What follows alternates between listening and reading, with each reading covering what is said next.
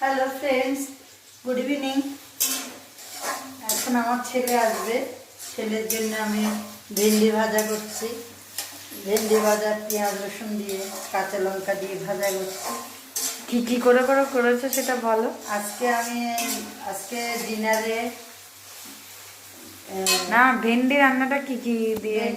ভেন্ডিটা প্রথমে ধুয়ে ছোট ছোট করে কেটে নিয়েছি।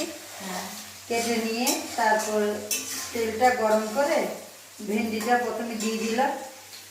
তেলটা যখন গরম হলো তারপর ভেন্ডি লাস্টের দিকে মাঝামাঝির দিকে পেঁয়াজ রসুন কুচিয়ে দিলাম, কাঁচা লঙ্কা কুচিয়ে দিলাম। তারপর ওটা একটু ভাজা করলাম, ছেলে এসে রুটি দিয়ে খাবে। ঠিক আছে, এটা আজকে মায়ের ফার্স্ট ব্লগ। আশা করি আপনারা আরও দেখবেন। টাটা।